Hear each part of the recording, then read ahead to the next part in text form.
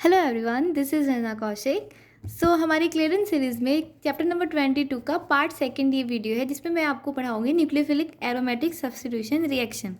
Very important topic, very important. पूरा chapter ही बहुत इंपॉर्टेंट है। आपको डिफरेंट डिफरेंट टाइप के रिएक्शन मैकेनिज्म देखने को मिलते हैं। ठीक है, पार्ट 1 में हम कर चुके हैं। हमने क्या किया था पार्ट 1 में? बेसिकली कॉन्जुगेट एडिशन रिएक्शन हमने पढ़ ली थी। ठीक है, अब हम जो पढ़ रहे हैं बेसिकली जो न्यूक्लियोफिलिक एरोमेटिक सब्स्टिट्यूशन रिएक्शन, वो कॉन्जुगेट एडिशन से सिमिलर मैकेनिज्म में होती है। क्यों होती है अभी मैं उसको आपको एक्सप्लेन करूँगी। उसमें देखो, सब एक इम्पॉर्टेंट चीज़ बता देती हूँ कि ये जो वीडियो है ये बहुत इंपॉर्टेंट है। क्यों? क्योंकि नेक्स्ट जो कैप्सूल आएगा उसका जो क्वेश्चन होगा वो इसी चैप्टर से या इसी बेसिकली इस कॉन्सेप्ट पे बेस्ड होगा। ठीक है, तो वो हो सकता है कि मैं क्लियरेंस से दूँ या फिर हो सकता है मैं कहीं और से दूँ, बट उसका कंसेप्ट यही होगा। ठीक है, अब बात करते हैं हमारे मेन रिएक्शन टाइप की। देखो, इससे पहले मैंने आपको पढ़ाया था इलेक्ट्रोफिलिक एरोमेटिक सब्स्टिट्यूशन रिएक्शन। ठीक है, याद होगा आपको। इलेक्ट्रोफिलिक एरोमेटिक सब्स्टिट्यूशन रिएक्शन मैंने आपको बताया था कि ये इतना इजीली नहीं होता है। मतलब नॉर्मल कंडीशन में किसी भी इलेक्ट्रोफाइल का सब्स्टिट्यूशन नहीं हो सकता। क्यों? क्योंकि ऑब्वियस है ना कि बेंजीन रिंग में आप का डीलोकलाइजेशन होता है और इतनी स्टेबल होती है कि ये क्या क्या करते हैं, इतनी इजीली इलेक्ट्रोफाइल से इसका अटैक नहीं हो पाता। ये हम पढ़ चुके थे। तो अब हम ये सोच सकते हैं कि हो सकता है कि न्यूक्लियोफाइल का यहाँ पे इजीली सब्स्टिट्यूशन हो सकता हो। ऐसा भी नहीं होता है। न्यूक्लियोफिलिक सब्स्टिट्यूशन के लिए भी बेंजीन रिंग इतनी ज़्यादा एक्टिवेट नहीं होती है। जो अगर हम सोचते हैं ना कि सिंपली कोई भी न्यूक्लियोफाइल आएगा, जैसे कि मान लो मैंने लिया यहाँ पे NaOH, यहाँ पे मेरा न्यूक्लियोफाइल OH आया और यहाँ से ये इजीली यहाँ पे आएगा और ब्रोमीन को यहाँ से रिमूव करके और यहाँ पे सब्स्टिट्यूशन रिएक्शन दे देगा। ऐसा अगर मैं सोचूं तो ये मैं बहुत गलत सोच रही हूँ। इस तरह की कोई रिएक्शन पॉसिबल नहीं होती है। क्यों नहीं होती है, इसका रीज़न देखते हैं कि न्यूक्लियोफिलिक सब्स्टिट्यूशन रिएक्शन कौन से दो मैकेनिज्म से हो सकती है। या तो SN1 से हो सकती है या फिर SN2 से हो सकती है। करेक्ट। अब देखो ध्यान से कि जो SN2 मैकेनिज्म होता है वो क्या होता है। वो जो मैंने अभी यहाँ पे ड्रॉ किया वो ये SN2 मैकेनिज्म ही है कि आपका न्यूक्लियोफाइल बिलो द प्लेन से अटैक कर रहा है और फिर अपोजिट डायरेक्शन अटैक करके इसने क्या किया, सब्स्टिट्यूशन कर दिया। बट SN2 यहाँ पे क्यों नहीं होती है? क्योंकि जो बेंजीन रिंग है इसकी स्ट्रक्चर साइक्लोहेक्सेन जैसी नहीं है। ये एक साइक्लोहेक्सेन होता ना तो क्या होता, अपोजिट डायरेक्शन से इजीली अटैक होके और रिमूवल पॉसिबल हो जाता। बट बेंजीन रिंग में क्या होता है, क्योंकि डबल बॉन्ड है, कॉन्जुगेशन है, तो इसकी स्ट्रक्चर साइक्लोहेक्सेन जैसी फ्लेक्सिबल नहीं है। यहाँ पे इतनी फ्लेक्सिबिलिटी है ही नहीं कि इजीली स्पेस मिल सके, तो SN2 पॉसिबल नहीं हुई। अब बात करते हैं SN1 की। SN1 में हम क्या बात करते हैं बेसिकली कि पहले यहाँ से क्या हुआ, हमारा जो लिविंग ग्रुप था वो निकल गया। मान लो ब्रोमीन निकल गया तो यहाँ पे क्या बनेगा, बेसिकली एक कैटायन बनेगा। ठीक है, कैटायन बनेगा। अब देखो, जो ये कैटायन होता है ना, ये जो कैटायन बनता है ये क्या है, ये अनस्टेबल होता है। अनस्टेबल क्यों होता है मैं आपको बताती हूँ। ये मैंने आपको पहले जब स्टार्टिंग बेसिक्स करवाए थे ऑर्गेनिक के, तब मैंने आपको कराया था कि यहाँ पे ये अनस्टेबल इसलिए है क्योंकि sp2 वैकेंट ऑर्बिटल है और ये क्या हो जाएगा, लेस स्टेबल हो जाएगा। इसलिए यहाँ पे ये रिएक्शन भी पॉसिबल नहीं है कि भाई SN1 मैकेनिज्म से चलो, क्योंकि कैटायन जो बन रहा है वो स्टेबल है ही नहीं। तो इस कंडीशन में हम जो मैकेनिज्म यूज़ करते हैं न्यूक्लियोफिलिक एरोमेटिक सब्स्टिट्यूशन रिएक्शन के लिए, उसे हम बोलते हैं बेसिकली हमारा एडिशन एलिमिनेशन रिएक्शन मैकेनिज्म। तो अभी हम उसको पढ़ते हैं। देखो, एक चीज़ तो यहाँ पे ध्यान दो कि ऐसा नहीं है कि SN1 मैकेनिज्म कभी शो ही नहीं हो सकता। SN1 मैकेनिज्म पॉसिबल होता है बेंजीन के साथ में, पर तभी जब यहाँ पे आपका लिविंग ग्रुप क्या हो, बहुत ही अच्छा स्ट्रॉन्ग लिविंग ग्रुप हो, मतलब इजीली रिमूवेबल हो जाए। तो जैसे कि यहाँ पे जब आप डाइएजोनियम कंपाउंड हम पढ़ते हैं, तो अगर यहाँ पे डाइएजोनियम कंपाउंड है तो यहाँ पे N2 क्या है, इजीली रिमूव होके कैटायन फॉर्म कर सकता है। मतलब पॉसिबिलिटी तभी है जब आपका लिविंग ग्रुप बहुत ही ज़्यादा स्ट्रॉन्ग हो। इस टाइप की रिएक्शन वैसे जनरली आपको दिखने को नहीं मिलेगी। ठीक है, अब जो रिएक्शन मैकेनिज्म बेसिकली फॉलो होता है हमारे एरोमेटिक सब्स्टिट्यूशन के लिए, वो क्या होता है, एडिशन एलिमिनेशन रिएक्शन मैकेनिज्म। ठीक है, एडिशन एलिमिनेशन रिएक्शन मैकेनिज्म कुछ कुछ कॉन्जुगेट एडिशन जैसा ही है। जैसे कॉन्जुगेट एडिशन होता है ना, उसके जैसा ही होता है। ठीक है। बट इसके लिए जो इम्पोर्टेंट कंडीशन है वो क्या है कि फर्स्ट ऑफ ऑल तो यहाँ पे जो भी आपका न्यूक्लियोफाइल होता है वो न्यूक्लियोफाइल के अंदर या तो ऑक्सीजन प्रेजेंट होना चाहिए या नाइट्रोजन या साइनाइड, मतलब बहुत अच्छे स्ट्रॉन्ग न्यूक्लियोफाइल को आपको यूज़ करना पड़ेगा। ठीक है, वीक न्यूक्लियोफाइल यहाँ पे यूज़ नहीं होंगे।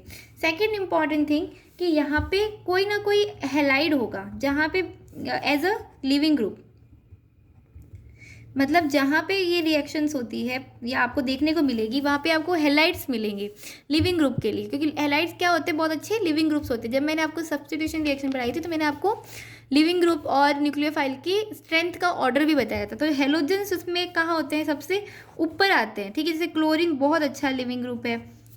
तो ये सब क्या है, अच्छे लिविंग ग्रुप कैटेगरी में आते हैं। थर्ड इंपॉर्टेंट चीज़ कि यहाँ पे क्या होना चाहिए, एक ऐसा ग्रुप होना चाहिए, मतलब वो भी कैसा, एक इलेक्ट्रॉन विड्रॉइंग ग्रुप होना चाहिए। ठीक है, एक इलेक्ट्रॉन विड्रॉइंग ग्रुप यहाँ पे नेसेसरी है। वो भी कहाँ पे, जो भी आपका लिविंग ग्रुप है, लिविंग ग्रुप के ऑर्थो पोजीशन पे। ठीक है, लिविंग ग्रुप के ऑर्थो या पैरा पोजीशन पे आपका एक इलेक्ट्रॉन विड्रॉइंग ग्रुप प्रेजेंट होना चाहिए। कहाँ पे, लिविंग ग्रुप के ऑर्थो या पैरा पोजीशन पे। क्यों, क्योंकि ये आपके चार्ज डिस्ट्रीब्यूशन को स्टेबल करेगा। ठीक है, अब मैं आपको जैसे कि इसका अपन एग्जाम्पल लेते हैं, देखो ध्यान से देखना। ये मेरी बेंजीन है, मान लो कि यहाँ पे मेरे क्लोरीन लगा हुआ है। ठीक है, ये क्या है, लिविंग ग्रुप, बहुत अच्छा है ऑब्वियस। अब इसके ऑर्थो या पैरा पे मेरे को एक क्या लगाना है, इलेक्ट्रॉन विड्रॉइंग ग्रुप लगाना। तो मैं यहाँ पे इलेक्ट्रॉन विड्रॉइंग ग्रुप सबसे अच्छा हमारा NO2 की स्ट्रेंथ सबसे अच्छी होती है ना इलेक्ट्रॉन विड्रॉइंग ग्रुप में। और अब मान लो कि मेरा न्यूक्लियोफाइल आया OH।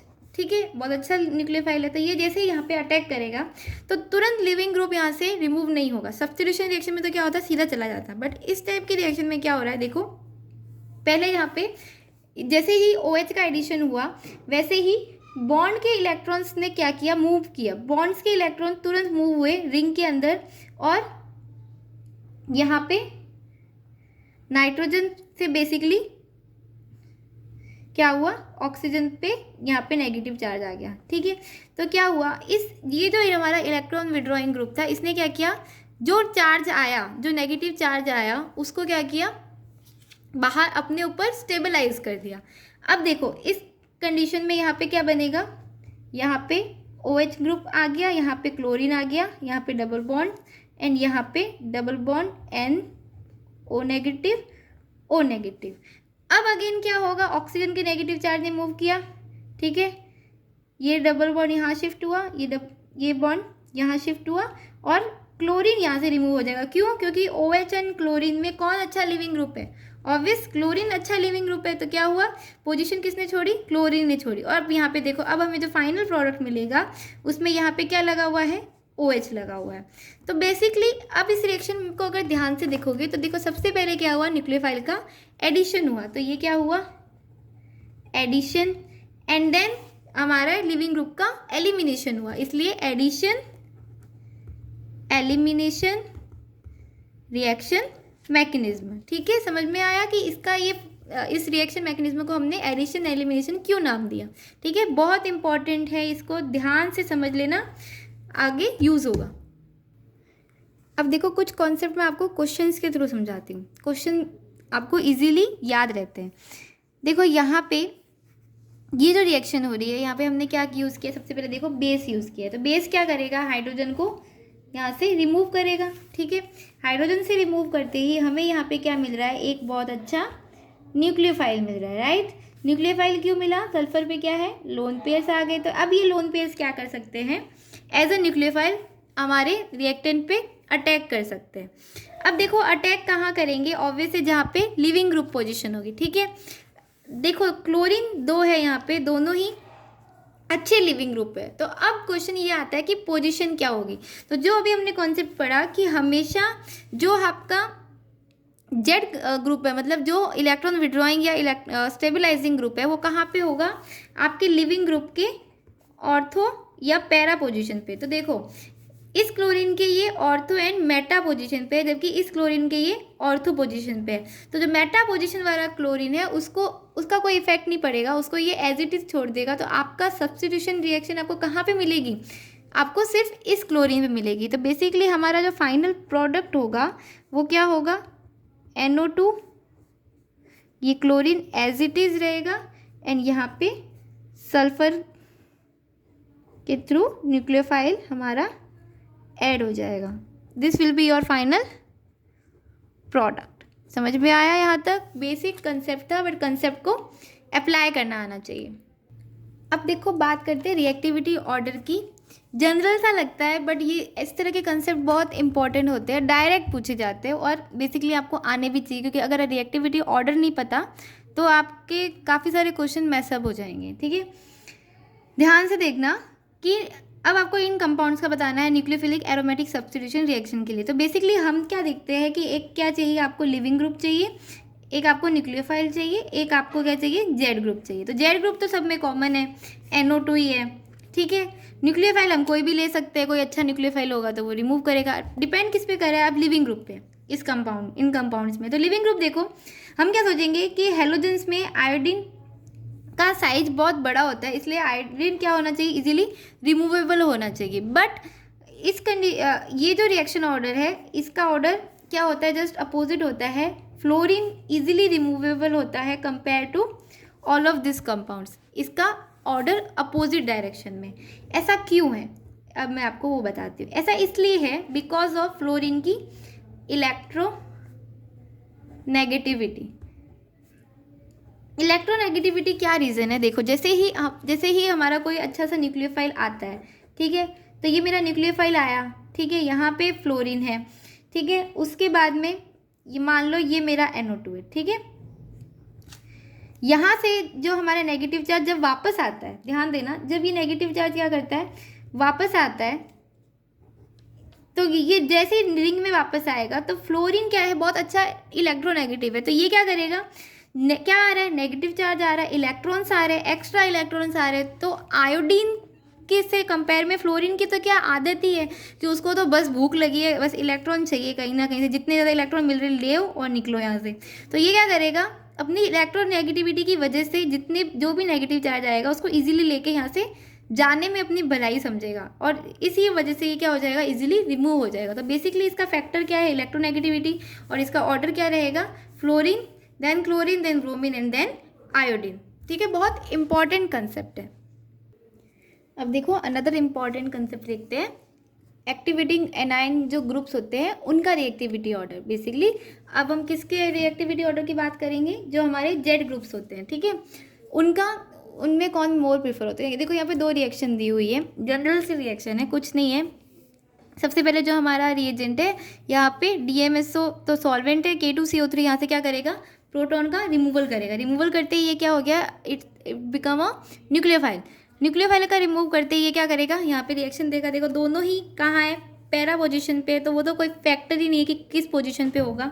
यहाँ से आपके हेलोजन का क्या हो जाएगा, रिमूवल हो जाएगा, और आपके फाइनल प्रोडक्ट्स कुछ इस तरह के यहाँ पे मिलेंगे। क्वेश्चन ये है मेरा कि इनमें से कौन सा रिएक्टेंट कितने परसेंटेज में मिलेगा। तो देखो बेसिकली जो फर्स्ट कंपाउंड है वो हमें मिलता है यहाँ पे 59 या 60% मिलता है, जबकि सेकंड कंपाउंड हमें यहाँ पे 97% मिलता है। इतना ज़्यादा डिफरेंस क्यों है, इतना ज़्यादा डिफरेंस का रीज़न ये है कि आपके एनाइन की एक्टिविटी क्या है, उसका ऑर्डर। बेसिकली जितना ज़्यादा इलेक्ट्रॉन विड्रॉइंग ग्रुप होगा वो उतना ही ज़्यादा क्या होगा, अच्छा एक्टिवेटिंग ग्रुप होगा। जैसे कि NO2 सब बहुत अच्छे एक्टिवेटिंग ग्रुप है, उसके बाद में हमारे SO2Me, ठीक है, ये बहुत अच्छे एक्टिवेटिंग ग्रुप है। उसके बाद में साइनाइड हुआ या फिर OMe हुआ एंड देन CF3, ठीक है, इस तरह से ये हमारा ऑर्डर चलता है एक्टिवेटिंग ग्रुप का। बेसिकली देखो ध्यान से देखना, अभी तक जितने भी मैंने आपको चैप्टर्स करवाए हैं उस सब में मैंने एक्टिवेटिंग जितने भी बेसिकली ये होते हैं ना फैक्टर, जहाँ पे दो फैक्टर लगते हैं, कॉन्जुगेशन और इंडक्टिव इफेक्ट, तो हम हमेशा क्या करते हैं, कॉन्जुगेशन को प्रिफर करते हैं इंडक्टिव इफेक्ट से। तो वही चीज़ है यहाँ पे, जो इलेक्ट्रॉन विड्रॉइंग ग्रुप कॉन्जुगेशन के थ्रू इलेक्ट्रॉन्स को विड्रॉ कर रहा है वो हमेशा मोर प्रेफर होगा कंपेयर टू इंडक्टिव इफेक्ट। जो यहाँ पे CF3 है इसमें कौन सा इफेक्ट लग रहा है, या फिर ओनली इंडक्टिव इफेक्ट लग रहा है, इसलिए ये लेस प्रीफर है कंपेयर टू हमारा सेकंड ग्रुप जिसमें कॉन्जुगेशन के थ्रू इलेक्ट्रॉन्स का विड्रॉल हो रहा है। नाउ सी, जो मैंने आपको बोला था कि SN1 रिएक्शन मैकेनिज्म भी फॉलो हो सकता है, बस किस कंडीशन में फॉलो हो सकता है, जब आपका लिविंग ग्रुप बहुत अच्छा हो, जैसे कि N2 ग्रुप हो, जब ये कब फॉर्म होता है, जब हम डायजोनियम रिएक्शन करते हैं, डायजोनियम सॉल्ट फॉर्मेशन करते हैं। ये मैंने आपको प्रीवियस चैप्टर में भी पढ़ाया था, ठीक है। तो जनरल सी रिएक्शन है कि जब हम पहले नाइट्रेशन करेंगे, उसके बाद में रिडक्शन करेंगे तो हमें एमीन मिलेगा। उसके बाद में हमने क्या किया, नाइट्रेशन किया और हमें क्या मिला, यहाँ पे डायजोनियम सॉल्ट मिला, ठीक है। वो हम क्या कर सकते हैं, इजीली रिमूव होके और यहाँ पे वाटर से ये रिप्लेस हो जाएगा और यहाँ पे OH ऐड हो जाएगा। ध्यान देने वाली बात क्या है कि ये SN1 रिएक्शन मैकेनिज्म सिर्फ एक ही कंडीशन में फॉलो हो सकता है, जब आपका लिविंग ग्रुप अच्छा हो। और इम्पॉर्टेंट फैक्टर कि टेम्परेचर क्या होना चाहिए, लो टेम्परेचर होना चाहिए। ध्यान देना, हाई टेम्परेचर पे ये पॉसिबल नहीं होगा। लो टेम्परेचर यहाँ पे देखो 5 डिग्री सेल्सियस लिया हुआ है, तो लो टेम्परेचर पे होगा, ठीक है। ये एक इम्पॉर्टेंट रिएक्शन थी। Now see at the end of this video 2 important reagent पढ़ते हैं। अगर आपको इस N2 को रिप्लेस करके यहाँ पे हेलोजन को ऐड करना है, ठीक है। हेलोजन भी लिविंग ग्रुप होते हैं बेसिकली, बट N2 हेलोजन से ज़्यादा अच्छा लिविंग ग्रुप है। तो इस कंडीशन में हम यहाँ पे कौन सा रिएजेंट यूज़ करेंगे, मैं आपको यहाँ पे एक रिएजेंट बताऊँगी। तो यहाँ पे हम यहाँ पे क्या करेंगे, कॉपर हैलाइड कोई भी यूज़ कर लेंगे, ठीक है। कोई भी कॉपर हैलाइड यूज़ करने पे यहाँ पे इजीली N2 की प्लेस पे हेलोजन का सब्स्टिट्यूशन पॉसिबल है, ठीक है। सेकंड रिएजेंट की बात करते हैं। अगर मुझे सिर्फ यहाँ से N2 को रिमूव करना है और कोई सब्स्टिट्यूशन यहाँ पे नहीं करना है, ठीक है, अगर मुझे सिर्फ यही प्रोडक्ट चाहिए, तो यहाँ पे एक रिएजेंट यूज़ हो सकता है हमारा H3PO2, ठीक है। ये 2 कुछ इंपॉर्टेंट रिएजेंट थे। तो ये थोड़ा जनरल था, जिसमें हमने पढ़ा न्यूक्लियोफिलिक एरोमेटिक सब्स्टिट्यूशन के बारे में। इससे रिलेटेड क्वेश्चन मैं आपको दूंगी कैप्सूल में, ठीक है। तो wait for the capsule number 4 and जल्दी ही आपको उसको देखने को मिलेगा कि उसमें आपका बेसिकली किस तरह का रिएक्शन मैकेनिज्म पॉसिबल होता है, ठीक है। इस नेक्स्ट वीडियो में हम करेंगे बेंजाइन रिएक्शन मैकेनिज्म के बारे में, डिटेल से स्टडी करेंगे। वो भी बहुत इंपॉर्टेंट टॉपिक है। तो कुछ अच्छे टॉपिक्स थे, इसलिए थोड़ा डिफ्रेंशिएट करके इसको सॉल्व करवा रहे हैं, ठीक है। So if you like the video then please like share and comment and subscribe my channel. Thank you for watching.